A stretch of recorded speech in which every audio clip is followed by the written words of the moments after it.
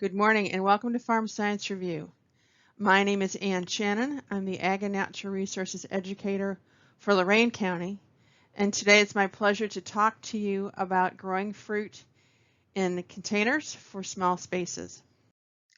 Typically, when we think of container gardening, the first things that come to mind are hanging baskets of flowers, maybe a tomato in the corner of a patio. But why fruit?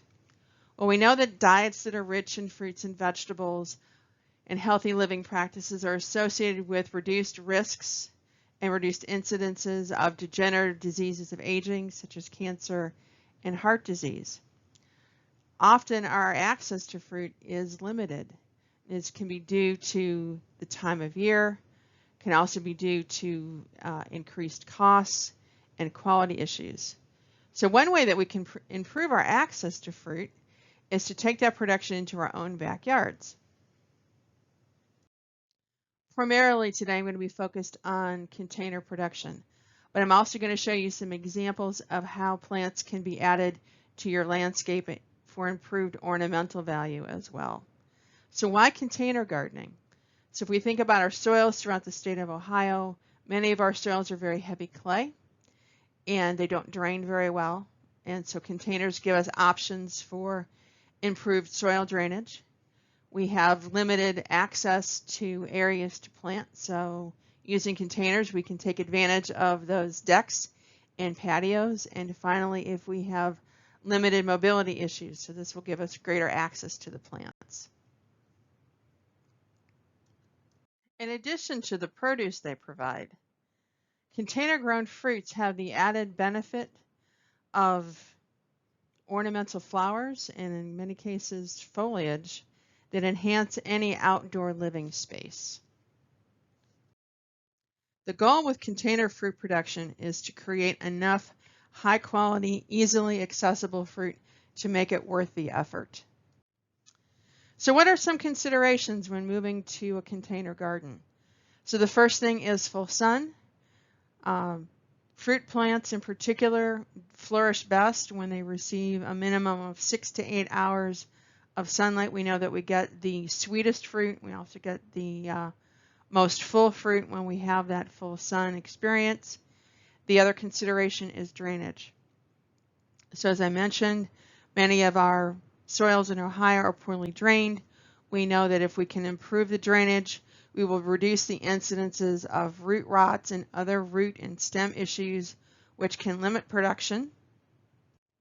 And when we think about the containers themselves, we know that more plants are lost to overwatering and to a lack of oxygen than to underwatering. So choosing the right container is also critical to being successful with a container garden. The corollary to drainage, of course, is watering. As you might know, most fruits are at least 80% water. So especially in times of fruit production, we know that plants are going to require even and consistent amounts of water. Most plants will require a sizable container, and that's necessary to prevent the plants from drying out. That soil actually serves as a reservoir of water during dry periods. The frequency of watering is going to depend on a number of variables, and that's going to be the type and the size of the plant, the type and the size of container, the temperature, the humidity, the medium itself that's in the container. For most plants, what we're looking for is that when you plunge your index finger into about that second knuckle, that the soil feels damp, like a wrung out sponge to the touch. If it's drier than that, then the plant is going to need water. Whether using either conventional or organic production practices, we must always bear in mind the presence of insects and diseases. One of the advantages of doing container production is that we can use techniques like exclusion or traps to help reduce insect populations. We also can employ things like good sanitation to help reduce the spread of disease. A main challenge in growing fruit plants in containers, especially in our climate, is to get them to survive through the winter. Plants that are grown in the ground benefit from stored heat And if their roots freeze, it isn't to the cold levels of the roots of plants in pots that they would experience above ground. We know that container-grown plants generally experience a root temperature 1 to 2 hardiness zones colder than that which is in the ground. So, for example, if you're in northeastern Ohio and you're in hardiness zone 6A, your roots will be experiencing a 5A or maybe even a 4B hardiness zone. How do we mitigate this? Well, there are two ways. One, we can either bury the containers into the ground in the autumn and then give them some additional protection, or we move the plants to an environment that's going to be between 30 and 40 degrees so the plants receive their chilling but keeps those root balls from freezing. Then in spring, we simply reverse the process, take the plants out of those storage conditions, and then return them back to the patio where we want them to grow. Growing berries in containers is great for gardeners with limited space. They don't have the maintenance and space issues needed or required for tree fruits. And while berries don't have those maintenance issues, it may actually take patience. It can take over a year or more for the plants to mature enough to actually produce a decent crop. Blueberries and raspberries are both going to require large containers to accommodate both their root systems and to balance that shoot to root ratio. And that's going to necessitate large containers, which can become quite heavy. So if you think you're going to be moving the containers around either for winter protection or around on your patio, it's important to think and plan ahead and have good sturdy dolly to move them around. Strawberries are our most common container-grown fruit, whether we're talking about hanging baskets or strawberry jars as are pictured here. Strawberries are an excellent example of a plant that is both ornamental as well as edible. Strawberry jars or pots are a particularly great way to grow strawberries if space is a consideration. So we can see that here we have a strawberry pot that is approximately 18 inches tall, about 12 inches across, and has spaces for 12 individual strawberry plants. So what are some advantages of growing strawberries in containers? Well, first is easy access. As that fruit is ripe, you have it right outside the kitchen door, right in the seating area where you might be. Second of all, we know that when strawberry plants are up off the ground, that we have reduced incidences of pests and particularly of diseases. So the fruit and the plants both will stay cleaner and healthier. It is important to choose the right type of strawberry for your container. So there are 3 types of strawberries that are commercially available. There are the June-bearing strawberries, which, as their name implies, produces their fruit in June and then produces stolons and runners throughout the summer season. What would be a better choice for container strawberry production would be ever-bearing strawberries. They actually produce 2 to 3 harvests in the growing season, or day-neutral strawberries, which produce fruit sporadically throughout the summer. The fruit of both the ever-bearing and the day-neutral strawberries are somewhat smaller than what we would see on the June-bearing varieties, but they are tasty and deeply colored. The biggest consideration when planting strawberries is going to be that of drainage. You want to make sure that you're using a very high-quality soilless media that is 2 parts peat to 1 part perlite. If your soil does not have that much perlite, you can certainly supplement that with some additional perlite. You want to make sure that you have good drainage holes at the bottom of the container or multiple holes around the edge of the container. Now, strawberries can be grown in containers as small as 12 inches across and 8 inches in depth. But remember that the smaller the container, the more frequently you're going to have to be checking those plants for adequate soil moisture. When possible, try to choose pots that are light in color. We know that they will keep the roots cooler than those that are dark in color. It's important that as we're planting the strawberries into those containers that we're planting them appropriately. We want to make sure that the crown is at the same depth it was growing previously. We don't want that crown below ground because that will lead to crown rot. We don't want the crown and root system above ground because that will lead to drying out and root damage.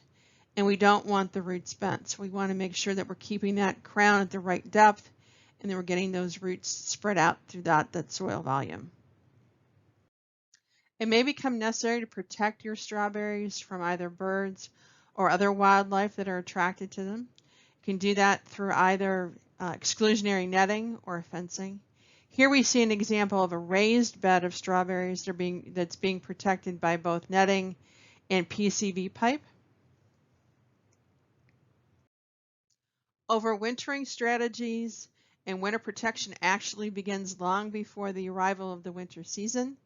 We need to think about whether we're going to treat our strawberries as perennials, in which case by midsummer of that first year, we need to be removing the flowers and fruit. This will allow the roots and crown to store energy for the following growing season. As we move into the autumn, we want to make sure that we're reducing the amount of water that the plants are getting. This will encourage the plants to go dormant. And certainly we need the plants to go dormant. We know that it's important for regrowth the following year. We also need to find, as we move into late autumn, an appropriate site to hold the containers for the winter. So places we would want to avoid would be under decks or an unheated garage, places where the soil temperatures can drop well below 30 degrees. So we want to make sure that we're holding our strawberry plants somewhere between 30 and 40 degrees. We want to keep an eye on their moisture levels. We only want to give them any moisture when the soil becomes excessively dry. So when the soil feels very dry to the touch, and then only occasionally during that winter period would we be providing moisture. But another easy, in fact, a very easy strategy when considering strawberries is to treat these short-lived perennials as annuals. You'd put them in the container, you would allow them to flower and fruit as much as possible and as late into autumn as possible. At the end of the growing season, you would simply remove the plants from the containers, discard the plants in your compost pile, and then replace them with new plants the next season. How much fruit can we expect? Well, in that first season, we might expect a cup to maybe a cup and a half of fruit per plant. As we go into their second and third year, we then can expect generally about a pint of fruit per plant per container. So blueberries are another small fruit that have been successfully grown in containers. Once again, you must identify the right kind of blueberry for your container. So the low bush blueberries, they generally need more space for their spreading growth habit than a container can provide. And both rabbit-eye and high bush blueberries are too large. So you want to look for cultivars labeled as half-height type. There are a number of these cultivars out on the market. As their name would imply, they get half of their genes from the high bush blueberry, and they get the other half of their genes from the very flavorful low bush blueberry. Cultivars to look for are Northern Sky, Northland, which is about 2 to 3 foot tall, Patriot, Northern Blue, which is out of the University of Minnesota. That one is exceptionally cold hardy. Polaris, Chippewa, and North Country are all good examples. It's important that you select at least 2 types of blueberries because blueberries require cross-pollination, and it's also important that they have the same season. So if you're selecting 2 of them, that they're both mid-season, they're both early, or they're both late, just to ensure that they're getting that good cross-pollination. In Ohio, the thing that most limits our blueberry production is actually our soil pH. Successful blueberry production requires a soil pH of 4.5 to 5, which is highly acidic, and also that has excellent drainage. If you're living in the western half of the state, container production offers you the best chance for success with blueberries. So blueberries are quite vigorous, so it's important that we find the right container. So we're really going to be looking at a minimum size of 7 gallons, but 10 to 15 gallons being better. Look for a container that's about 24 inches across and about 16 inches deep. That's ideal. Things like half whiskey barrels have been successfully used for blueberries. What you would want to try to avoid are black containers because those will absorb heat, and we know that the heat can damage the root system. So in terms of medium, we are looking at a soilless medium here. Generally 2 parts soilless media, 2 parts sphagnum peat moss, and 1 part perlite will give you the best blend of both moisture retention as well as good aeration. You always want to maintain that soil pH of about 4.5 to 5.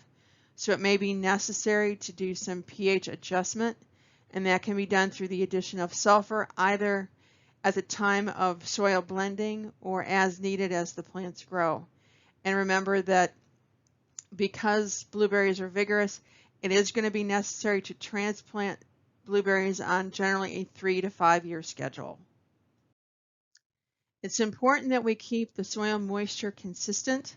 Blueberries produce a high percentage of their roots in the upper soil surface, and they're very sensitive to drying out. One way to do this is to actually use a mulch, either 2 inches of pine bark or a hardwood bark mulch to conserve the moisture. 2 things to keep in mind when we're discussing management for blueberries. In that first growing season, we want to make sure to remove all of the flower beds. This will encourage a stronger root system overall. We also want to do some judicious pruning of about 30% of the branches. We want to encourage new branches to come up from the base of the plant. In terms of a water source, know your water source. If at all possible, use collected rainwater. That's actually ideal because that's typically not hard water. If that's not an option, if you're using either city water or water from another source, be sure to check it for its calcium content and how that might be impacting pH. Water usage is going to change over the life of the plant. So as the plant gets larger, it's going to have higher water needs, and as it goes into its second, third year and beyond, know that in terms of the growing season, water usage is going to be highest between the time that the fruit is set and the time of harvest. So let's take a closer look at pruning for the moment. So pruning actually is important for maintaining plant health. So every year as we take the plants out of winter storage, it's important to remove any dead or damaged branches. As we move into production years 3 and 4 and beyond, it's important that that pruning become more substantial. We actually want to remove no more than 1/3 of the canes typically from the center of the plant. This will encourage new shoots to come up from the base. We want to make sure that these shoots are strong and vigorous, so we want to remove anything that is weak, anything that might be crossing or damaging another branch, or any branches that are too tall. So in addition to their pH needs, blueberries actually also have some specific fertilization needs. So they are sensitive to salt injury, so it's important that you choose the right fertilizers. In terms of potassium, you want to choose potassium sulfate and not potassium chloride.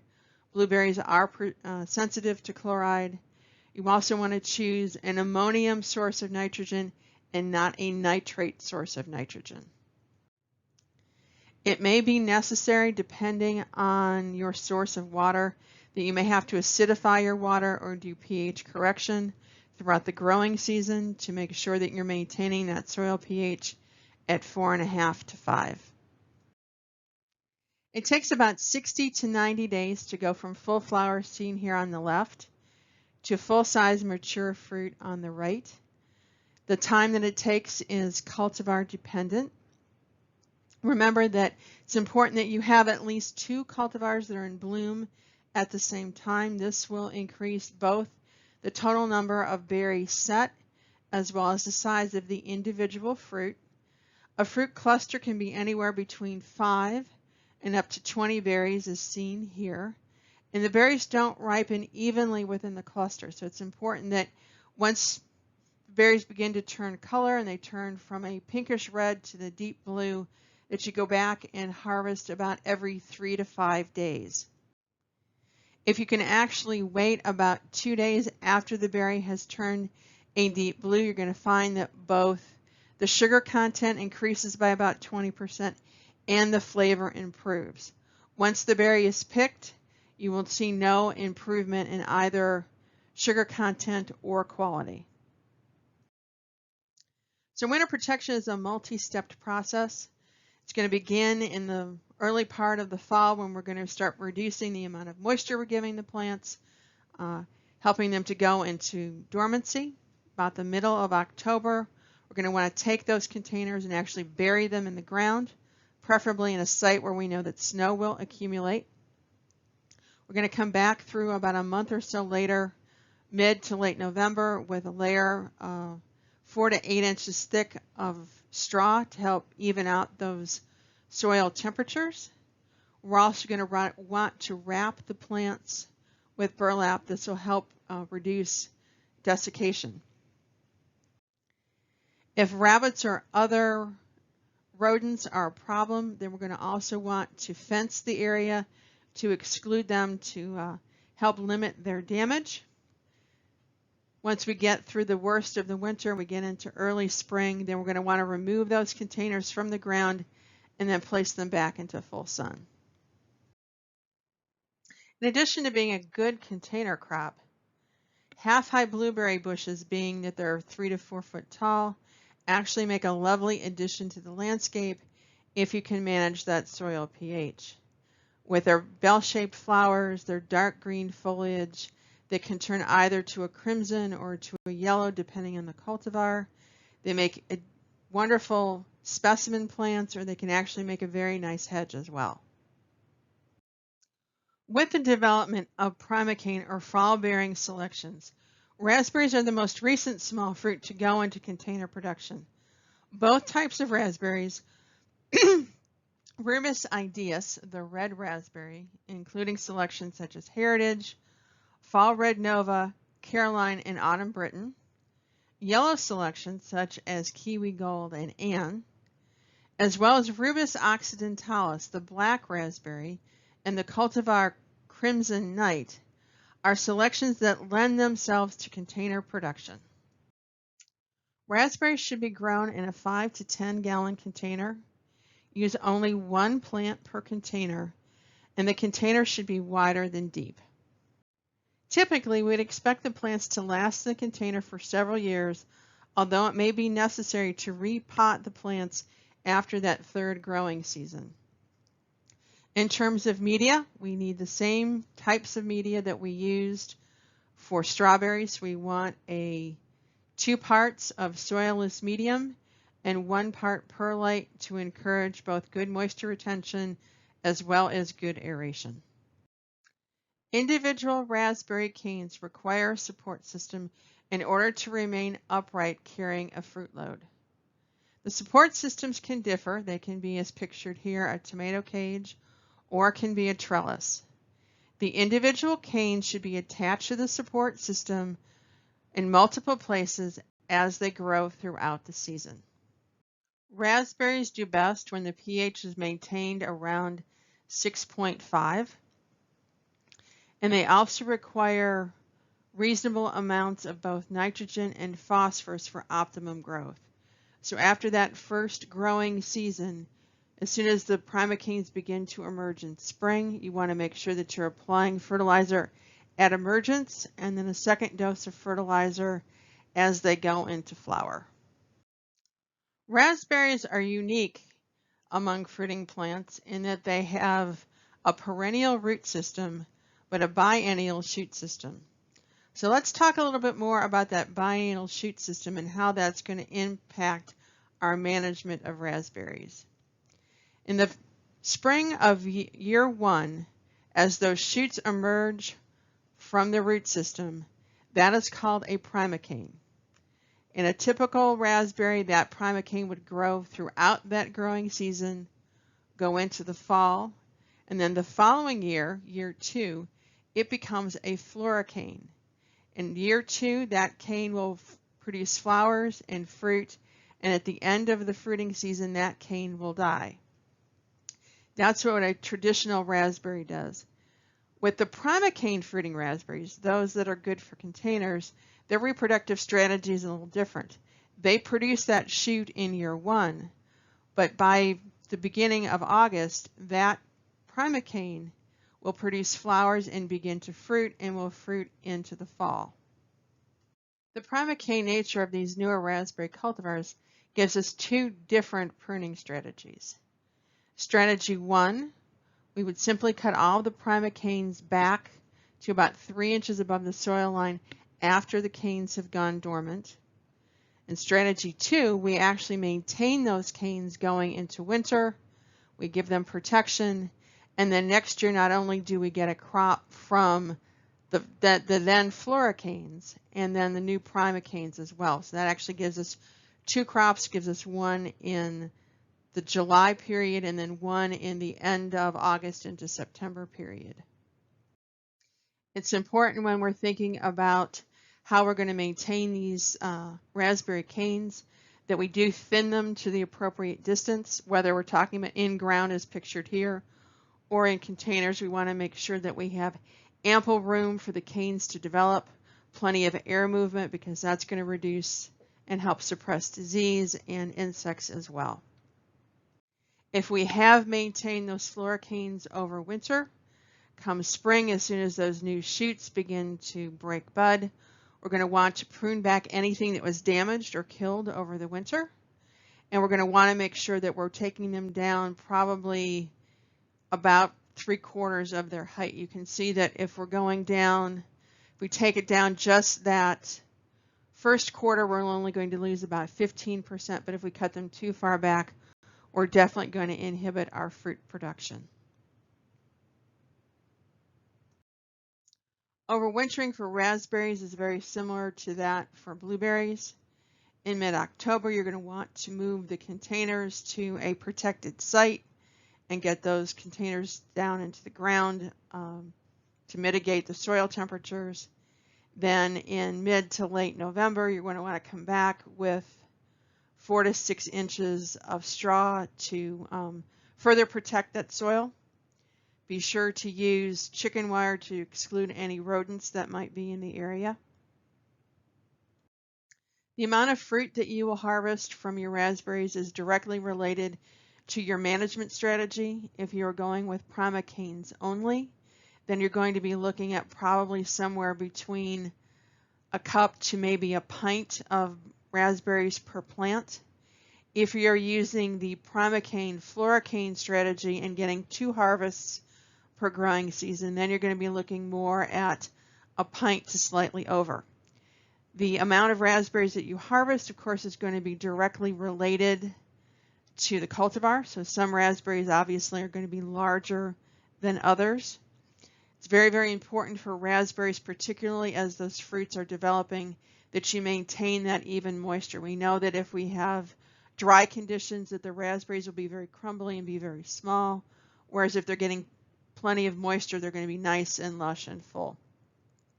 Also wanted to note, you may have heard of primocane blackberries. Primocane blackberries are not suitable for container production simply because of the size of the blackberry canes and the weight of the blackberry fruit. They would not be suitable for container production. Wanted to talk briefly about apples. So apples are our #1 fruit crop, and there have been selections of apples for patio production.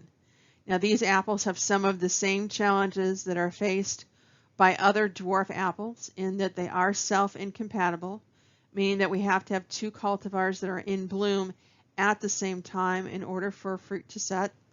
They do require extra support, so they do need to be staked in order to support the weight of the fruit load. And although the shoot systems are very hardy, the root systems are not, which means they are going to require extra protection going into winter. And additionally, because those root systems are small and relatively weak, it's very important to have consistent watering throughout the summer, particularly as that fruit is developing. Apples will require an investment of time. It will typically take 3 to 5 years from the time that you plant your apple tree till you see your first harvest. It's important, just as with the blueberries, to remove any flowers that form in those early years because you want to develop as strong a plant initially as possible. So to the left, we see the traditional dwarf apple tree. To the center and to the right, we see examples of the new columnar type apple trees that are being used for container production. Some of the cultivars that are columnar are North Pole, Scarlet Sentinel, Golden Sentinel, and Gold Cat. It's important when you're thinking about container production that you get a container that's large enough. For one of these trees, you're going to need a container at the minimum of 24 inches in diameter, preferably larger than that. So that's going to be a container in the 15 to 20 plus gallon size. So these containers are going to be quite heavy when we think about having to move them around the yard or the landscape, especially for winter storage. It's important that these trees are well staked. As they get a heavy fruit load on them, they are subject to tipping over in storms. You also want to make sure that you're doing the correct pruning. Definitely want to keep those branches within a 12-inch length. That's going to allow for good light and air penetration and good fruit development. Here are a couple of examples of apples in the landscape. So this is where the art and the science of horticulture come together. So this technique is called espalier. This technique dates back as far back as to Roman times. It allows you to grow plants in 2 dimensions, and they can be grown up alongside of a building. They can be grown as a living fence, as you see here. Here are a few more examples of espalier. So espalier allows you to grow your tree in a small 2-dimensional space, and it can be very decorative up against a wall. And it's just important that you provide the tree the appropriate amount of support behind it. This technique works best for apples and pears. It does not work as well for cherries, plums, and other members of the stone fruit, simply based on the plant's growth habit. Here's an example of a young apple tree that's being trained into an espaliered form. We can see that the center has been removed and that 3 branches on each side of the trunk have been selected to be grown in a lateral fashion, and that's being encouraged, as you can see, by the tying of those branches onto the structure behind it. It's important also when you're thinking about growing a plant in this sort of form, how you're going to take care of it over the winter. So because of the size of the container, they can be very, very difficult to move. So pre-planting is important. You want to be sure to be able to mount leaves or straw up around that soil ball. You want to maintain that soil temperature as even as possible going throughout the winter time. So just to review what we talked about this morning, so what are the advantages of growing fruit in containers? It is easily available to us, so right out of our back door. We have somewhat easier management in terms of both weeds, insects, and diseases because we are up close with those plants all the time. We have easier management for wildlife, and it's much easier to cover and protect a small plant or a patio plant than it might be out in the field. Some considerations that we need to bear in mind as we are growing our plants in containers. Moisture management is critical, both that soil is well drained, but then also that there's adequate moisture, particularly during the time when the fruit is growing, so that we get good fruit size. And then, of course, winter care. So we need to make sure that we have a site available either to bury or to protect those containers over the winter, or if we're not going to be protecting them in that manner, that we have a location that's going to be between 30 and 40 degrees, or the root balls won't freeze, but the plants will have adequate chilling going into winter. Thank you for your time and your attention this morning. I hope you have found this program useful and interesting. My contact information, should you have additional questions after the program is over, I can be reached by email at chanon.1@osu.edu or by phone at my office at 440-326-5851. And thank you.